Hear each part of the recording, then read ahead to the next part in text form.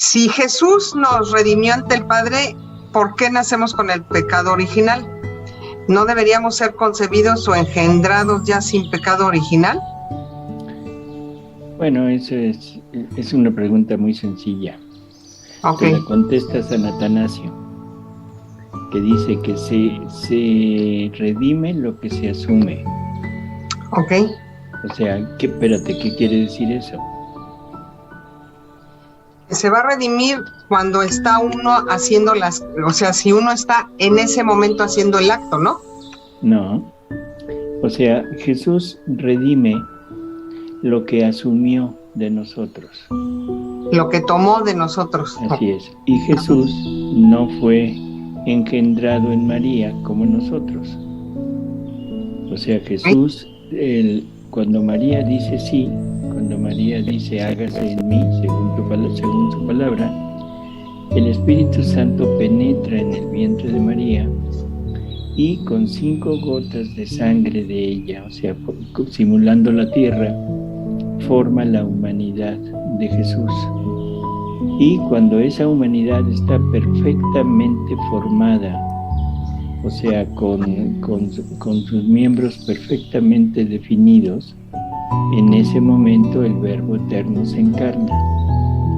Por lo tanto, el Jesús no asumió la etapa de huevo, de embrión, de mórula, ¿no? Todas las etapas anteriores.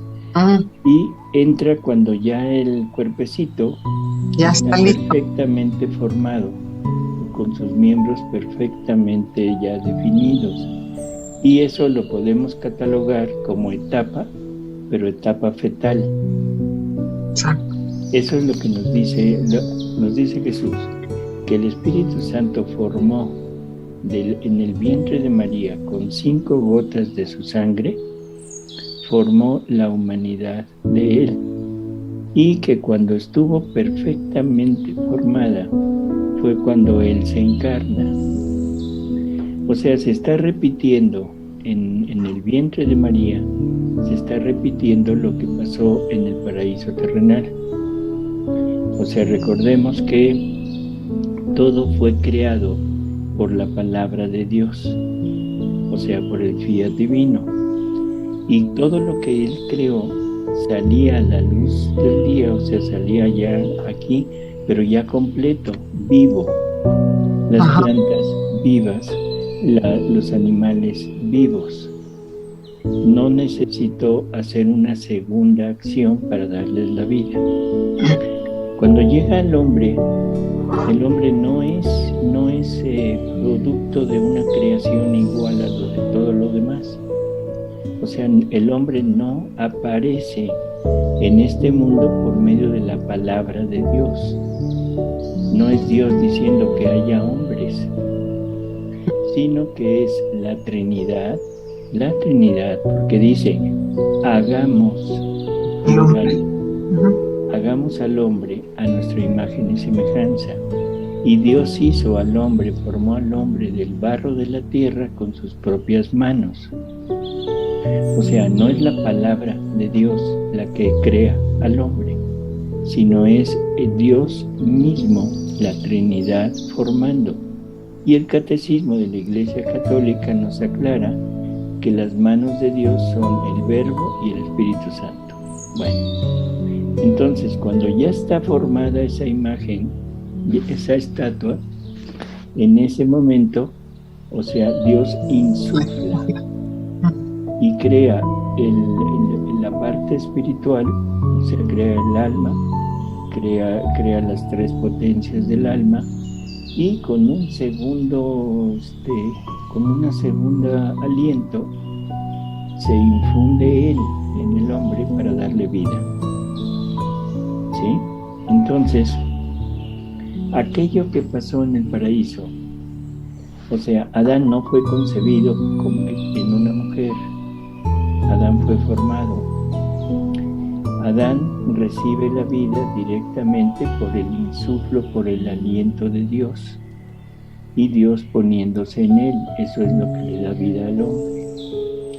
Ahora, En María pasa exactamente lo mismo. O sea, en María es el Espíritu Santo formando en ella, con gotas de sangre de ella, simulando la tierra, forma la humanidad de Jesús. Pero una humanidad que está perfectamente formada. O sea, ya con sus miembros ya definidos y todo.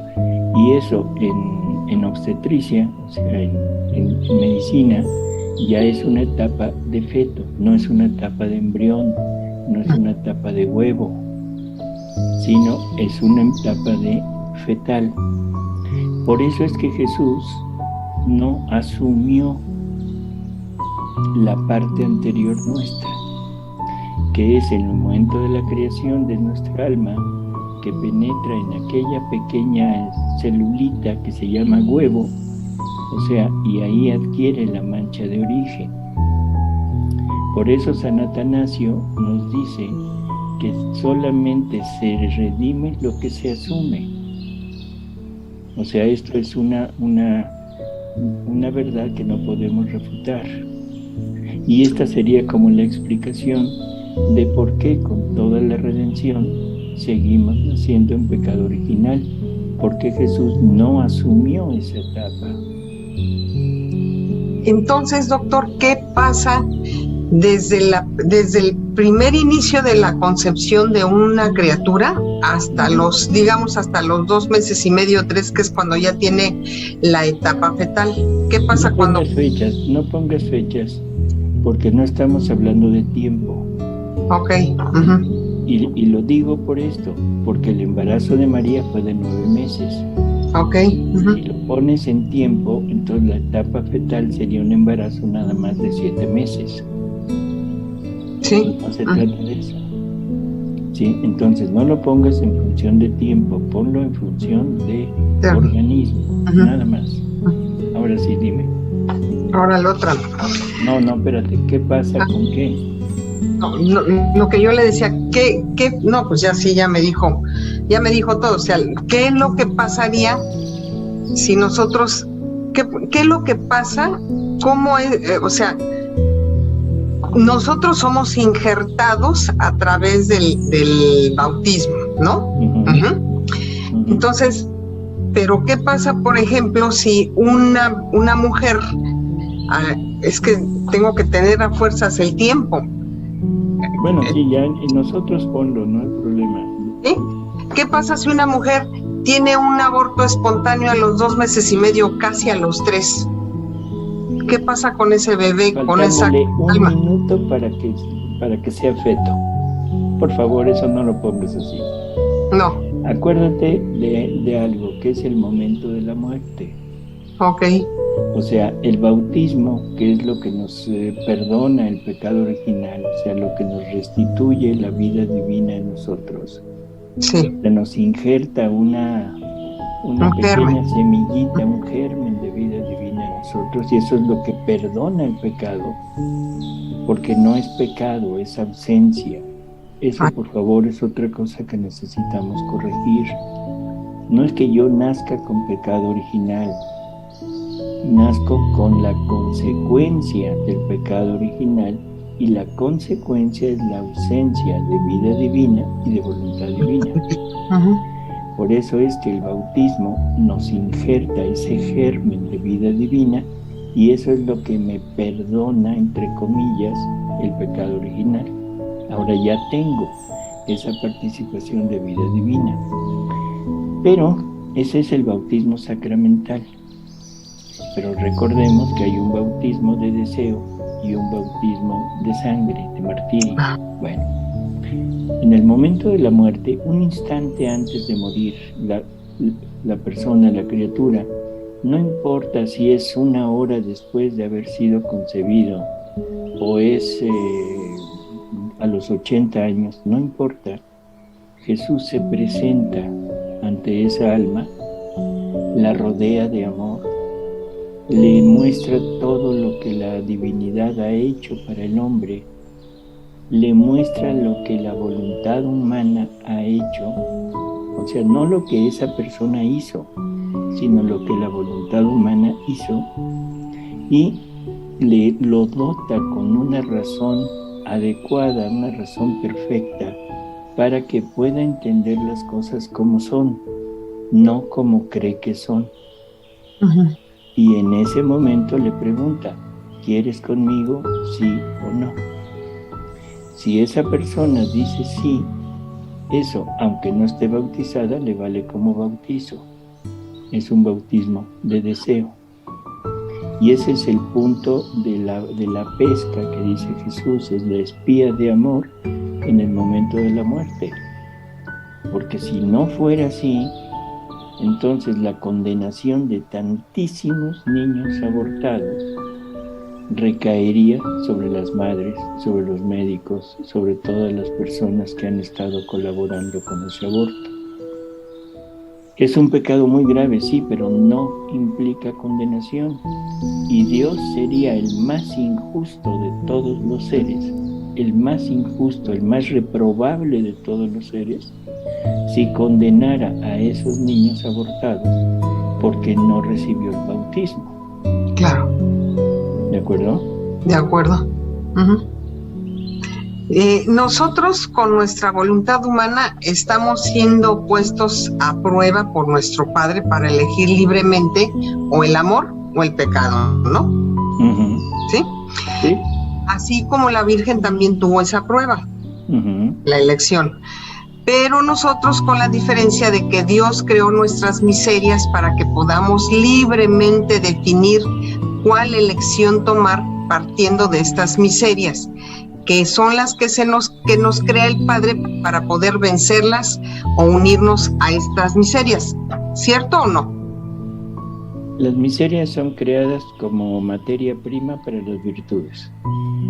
Okay. Si tú no tienes la concupiscencia, si tú no tienes la lujuria en ti, no puedes decir que eres casta. Si tú no tienes la mentira en ti, no puedes decir que eres veraz. ¿Sí se entiende? Sí. O sea, no podemos decir que tenemos una virtud si no la hemos conquistado. Claro. Y la conquista se hace a través de vencer la miseria. Por eso es que Dios creó las miserias. Y esa es la prueba que nos está poniendo a nosotros Dios, ¿no? El elegir nosotros entre el amor o el pecado, yéndonos hacia nuestras propias miserias o venciéndolas para poner la virtud en ellas. ¿Verdad? Es una prueba parecida, nomás que a la Virgen le dijeron, ¿quieres o no quieres la voluntad humana, no? O la divina. No. O sea, la prueba de la Virgen fue igual que la nuestra, pero en un solo instante. O sea, Jesús nos dice que es necesario conocer el mal. Sí. Esto es algo que es como a veces nos saca un poquito de balance, pero es necesario conocer el mal. ¿Por qué será necesario conocer el mal? Porque el mal Jesús lo pone no como el pecado que nosotros cometemos, sino el mal es la acción de la voluntad humana desunida de la voluntad divina. Okay. Por lo tanto, todos los pecados son consecuencia de esa separación de la voluntad humana con la voluntad divina. Bueno, entonces, la prueba de la Virgen es en el momento de la creación de su alma. Dios la crea inmaculada, o sea, la preserva de esa contaminación. Pero le tiene que hacer conocer el mal para que pueda decidir libremente si acepta o no acepta vivir la vida que se le está ofreciendo, que es la vida divina. Entonces, en ese momento de la creación de su alma, y para eso hay que leer el libro de la Reina del Cielo, ahí lo explica perfectamente. Así es. O sea, ahí nos va diciendo que ya que le habían dotado con la potencia del Padre, con la sabiduría del Hijo, con el amor del Espíritu Santo, que ya estaba toda una dechado de divinidad, no de virtudes, sino de divinidad, en ese momento se le presentan lo que la voluntad humana ha hecho con lo que Dios le había dado. Y entonces ella ve lo que Dios quiere de la criatura y al mismo tiempo ve lo que la voluntad humana hizo con eso. O sea, ¿qué le está presentando? Le presenta todos los placeres del mundo. Le presenta todas las conquistas del hombre sin Dios. Le presenta todos los vicios, la soberbia, la lujuria, la gula, todo lo que eso significa como placer para el hombre.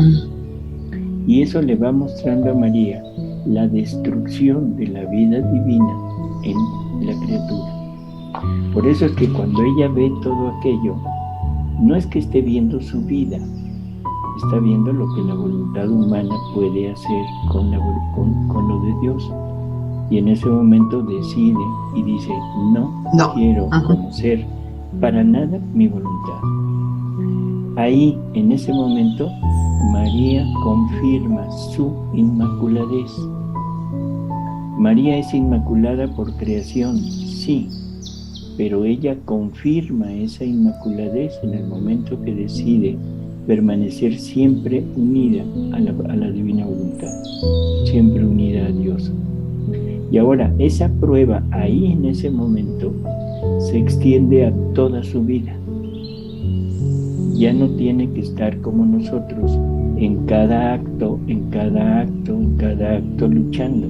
Ya luchó, ya venció, ya decidió permanecer siempre unida a la divina voluntad y por lo tanto ya no tiene esa lucha constante. ¿Cómo se muestra esto? Muy sencillo, hay una etapa, un pasaje en María Valtorta, en el Evangelio como fue revelado, en donde está María platicando con, no me acuerdo si es Cíntica o es Aglae, es una mujer griega que había sido esclava sexual de los fariseos. Y Jesús alguna vez la encuentra, se convierte y ahora se convierte en seguidora de Jesús. Entonces está ella con María y está llorando, muy afligida, y le dice, Madre, es que nunca le podré ofrecer a tu hijo mi virginidad. Y entonces María le dice algo que es desconcertante, porque le dice, no llores, hija, tu virginidad es superior a la mía, porque yo nunca he tenido el estímulo, pero tú venciste todo el vicio y ahora por amor a mi hijo te has vuelto virgen. Por eso tu virginidad es superior a la mía. Yo nunca he tenido el estímulo. Esto lo entendemos en este punto de la creación de su alma, en que ella ve todo el mal y dice, no lo quiero. Y en ese momento, adquiriendo la vida divina en ella y la voluntad divina, adquiere las virtudes divinas. Por lo tanto, en ella las miserias quedaron total y absolutamente abolidas. ¿Sí? Sí. Cosa contraria en Jesús. La humanidad de Jesús tiene miserias igualitas a las nuestras. ¿Sí? O sea, totalmente igual a nosotros. ¿Cómo lo comprobamos? En la plática con Judas, en donde Judas le dice, oye, ¿nunca has tenido deseos de mujer? Y la respuesta de Jesús es categórica. Judas, tengo 30 años. ¿Qué le quiso decir? Por supuesto que las he tenido, pero las he vencido. Porque Jesús tenía que vencer con su voluntad humana, igualita que la nuestra, tenía que vencer nuestras miserias. si no, no nos hubiera redimido. Claro. Tenía que pagarle a Dios por toda la deuda que nosotros habíamos adquirido con Él, deuda de vida divina. De acuerdo. En el 11:43 dice que quien está por completo en la divina voluntad no está sujeto a tentaciones. Uh-huh. Entonces, ¿y es verídico? Sí. Y ya nada más, entonces, para que me quede un poquito claro la situación de Jesús, Él, aunque tenía las miserias para vencer nuestras miserias, no tenía tentaciones, ¿o sí? Además de esas Volvemos a ver. Jesús dice, yo soy, que Él es el segundo Adán. ¿De acuerdo? Ajá. ¿Por qué es el segundo Adán? Porque en Él está toda la familia humana. En Adán, Dios creó a toda la familia humana. En Adán estaba la vida divina y la voluntad divina. Por lo tanto, Satanás no se le podía acercar.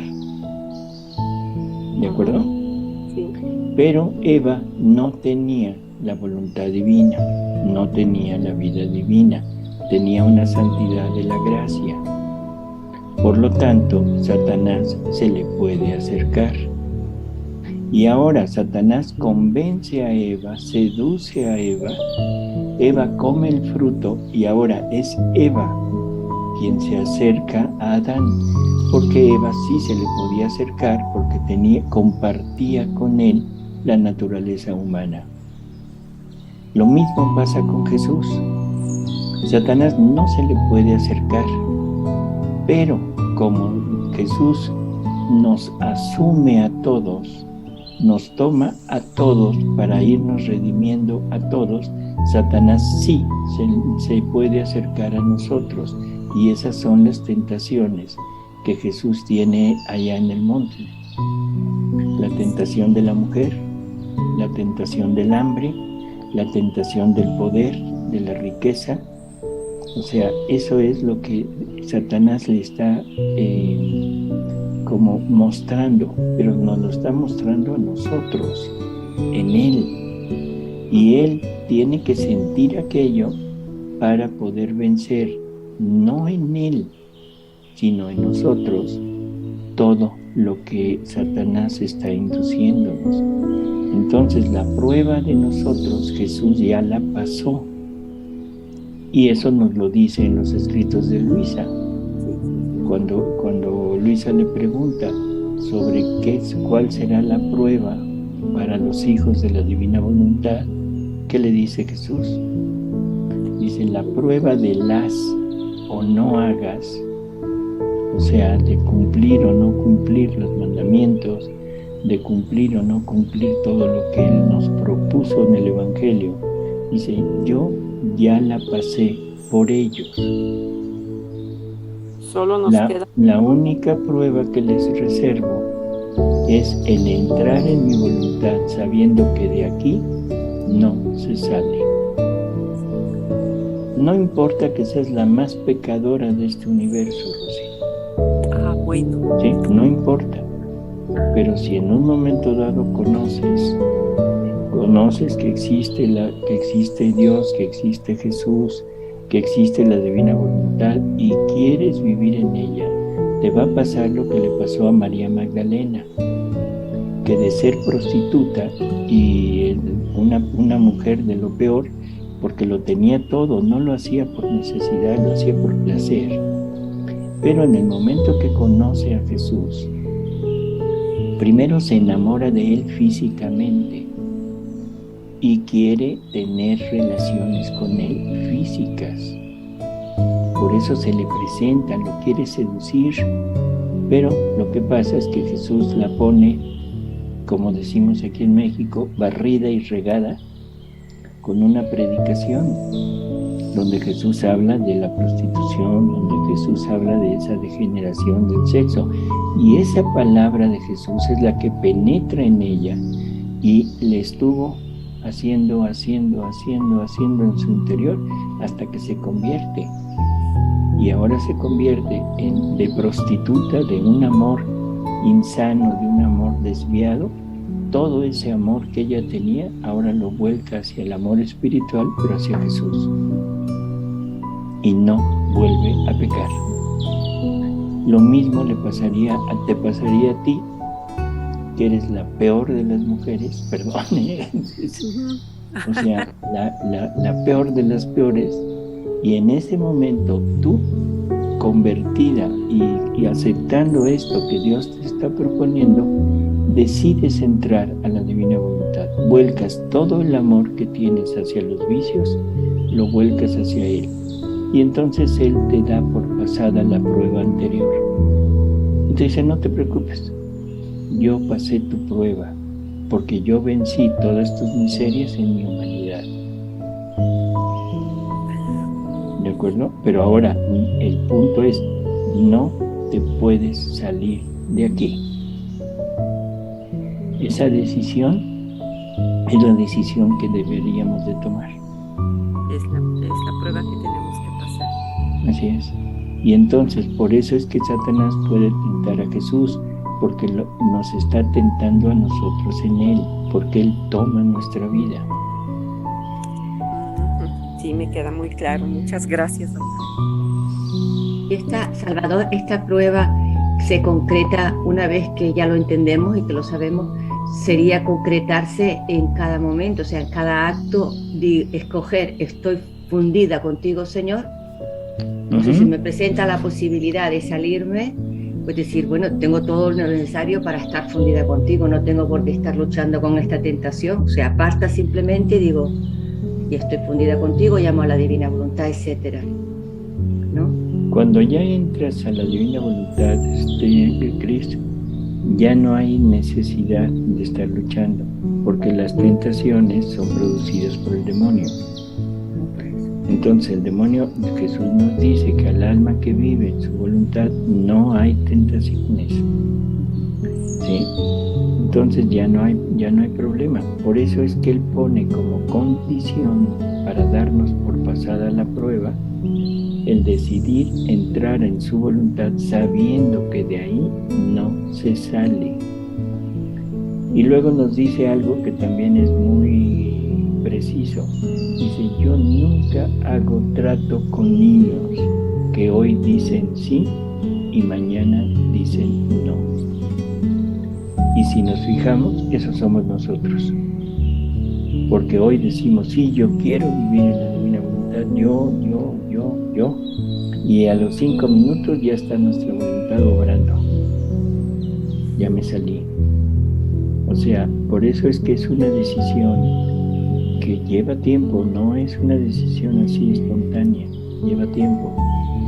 Lleva tiempo el poder entender, el poder desear y sobre todo el poder experimentar.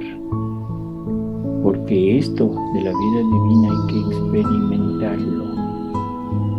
Y Jesús nos dice que para eso al principio nos va prestando su voluntad para actuar en ella, con ella.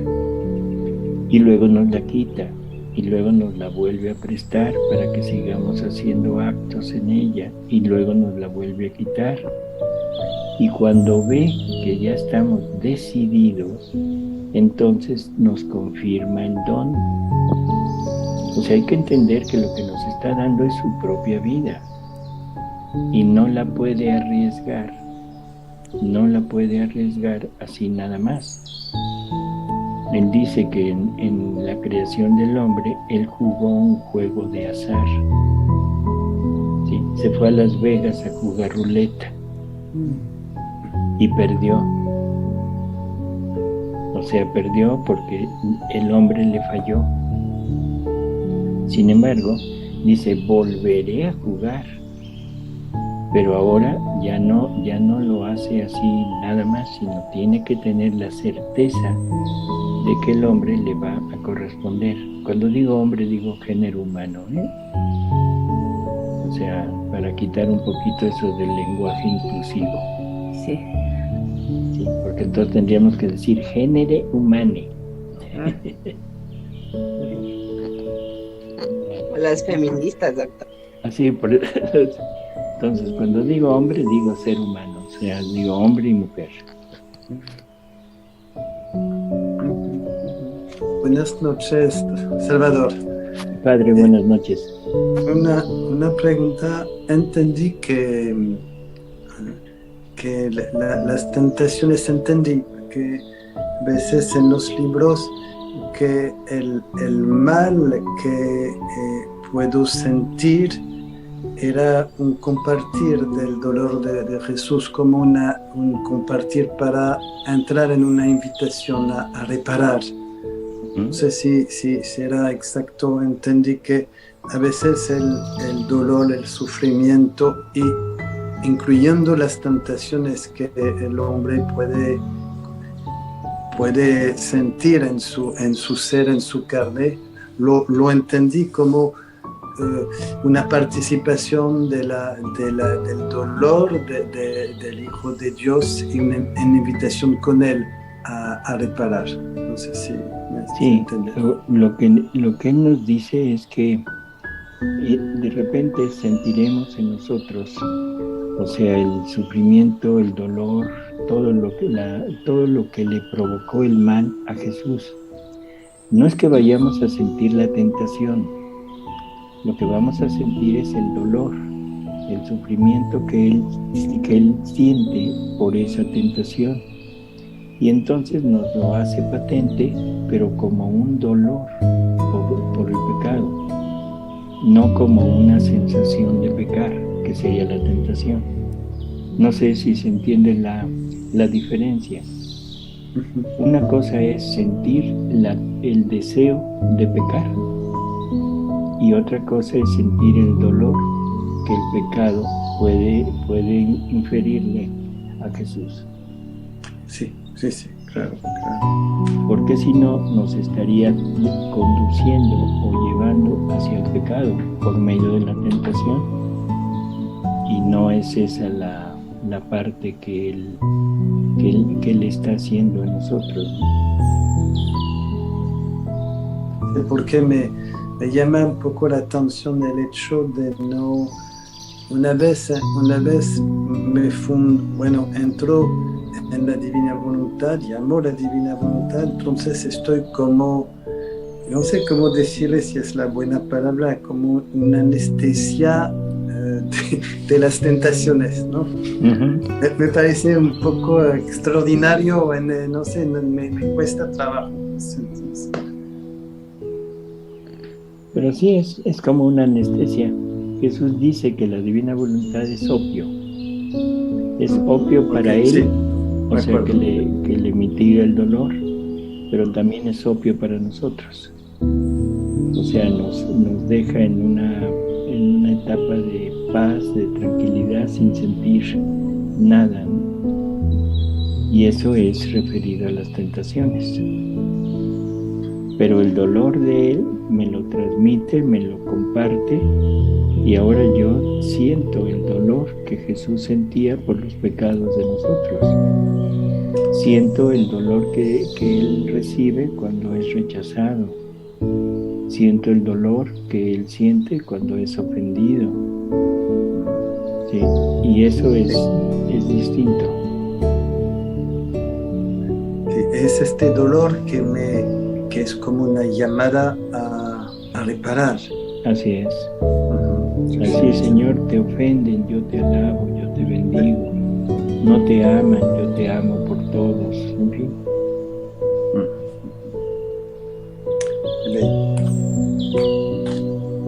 Bueno. En esta temporada de la pandemia hemos estado la mayor parte aquí, especialmente en el Ecuador, encerrados. Hemos estado aprendiendo sobre la divina voluntad, y muchas veces este encierro nos ha hecho como reflexionar, meditar, muchas veces sentir todo aquello que Cristo pasó en su Calvario. Pero cuando empezamos a salir afuera, cuando ya tenemos esa cercanía con los hermanos, ya sea de trabajo, ya sea por muchas situaciones. Como que se pierde ese sentido de misticidad, se diría, o de tranquilidad, o de paz, o de gozo. Y cuando volvemos a retomar esa vida en la que hay problemas, en la que hay discusiones, en la que hay circunstancias negativas, como que uno se sale de la divina voluntad y pues ¿a qué me salí? Prefiero estar en casa, realmente. Bueno. Entonces, ¿cómo hacerlo? ¿Cómo llevar de otra manera esto? Porque le digo sinceramente que el hecho de conducir, bueno, no es de Ecuador tan grande como México, pero sí en que pues el lugar de los automóviles creo que arrebasa ahora en este tiempo más que todo. Entonces usted va manejando y pues tiene que alcanzar a otro lugar y empieza el tráfico y le empiezan a pitar y menos pensando se rebasa. Y uno como que se sorprende, y uno en esa tranquilidad que se vivía en nuestra casa, que se vive en la casa, volverse a chocar con eso, como que nos saca de sitio, nos saca de todo, pero al mismo tiempo lo ve como desde otro punto de vista. Pero llega usted el rato en que quiere regresar a su casa, que ese lugar no es, que realmente, como usted dijo alguna vez, ¿no? Todo nos va a salir antipático, todo lo que me gustaba ya no nos va a gustar, todo nos va... Y es verdad, ¿no? Pero también la vida no es así, la vida es compartir con los demás, la vida es relacionarnos. ¿Cómo hacer todo esto que no sea tan fuerte ese choque y vivir, como decir, normal, ¿no? Pero sí me ha tocado esos choques, doctor. Sí es. Y mira, ¿cómo lo vas a vencer? ¿Cómo lo vas a combatir? Con el amor. Ya. Con el amor. ¿Por qué con el amor? ¿Con cuál amor? ¿De qué amor estamos hablando? De Cristo. Cuando Cristo nos comparta su amor, el amor de Él es hacia toda la familia humana. O sea, Él tiene un amor muy específico para todos nosotros. Si realmente nosotros viviéramos en la divina voluntad, sentiríamos que amamos a todos y no nos impacientaría, no habría esas reacciones humanas de fastidio, de enojo, de alterarnos, sino estaríamos compartiendo ese amor de Jesús por todos. Compartiría yo el amor de Jesús por el necesitado, o sea, brindándole hasta donde yo pueda ayuda. Compartiría el amor de Jesús por el pecador, si no se puede hablándole, cuando menos sí obrando y ofreciendo por él, rogando por él. O sea, ese es como el punto principal. Y luego, todas las situaciones que se nos presenten, buenas, malas, medianas, como sea, deberíamos de tomarlas siempre, pero con la idea de compartir con él las mismas situaciones que él vivió. Por ejemplo, en esta pandemia, en que, como dices, hemos estado encerrados, bueno, algunos mucho, otros medio y otros nada, no hemos estado encerrados, pero bueno. Pero de todas maneras podríamos unirlo a la prisión de Jesús. ¿Por qué no meditar? ¿Por qué no tomar como base esas horas en que Jesús estuvo prisionero? Ver lo que Él hizo en esos momentos y dedicarnos a eso, en vez de poner la televisión o de poner música o de tratar de convivir o de vivir o de divertirnos con las personas que estén junto a nosotros. O sea, y generalmente nunca lo hacemos. Cuando estoy en casa lo que quiero es divertirme, entretenerme, porque digo, ya me fastidió estar aquí encerrado. Y pongo la televisión, pongo el radio, pongo música, lo que quiero es como dispersarme. Hay una palabrita que es muy usada, ¿no? O sea, me quiero distraer. Y bueno, ¿distraer de qué? Distraer de Dios. Eso es lo que estamos queriendo hacer. Así que en la medida que el amor de Jesús, no el amor de Él hacia mí ni de mí hacia Él, por favor que se entienda, cuando el amor de Dios esté en mí como vida, ahora todo lo que Él ama, todo lo que Él hace, todo lo que Él desea, es lo mismo que yo debo tener. Por lo tanto, ahora yo voy a amar igual que Jesús. Y ahí se cumple aquello de ámense los unos a los otros como yo los he amado. Como yo los he amado. O sea, tratando incluso hasta la muerte, no tanto física, sino espiritual, la muerte en mi voluntad, de estar reparando por los pecados de toda la humanidad.